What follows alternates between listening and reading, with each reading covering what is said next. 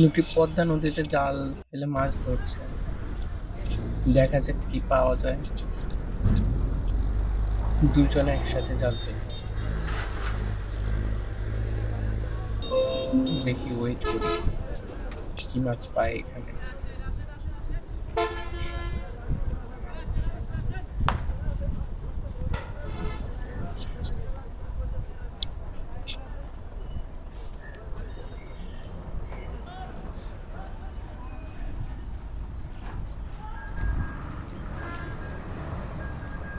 জাল তো দেখা যাচ্ছে একদমই খালি।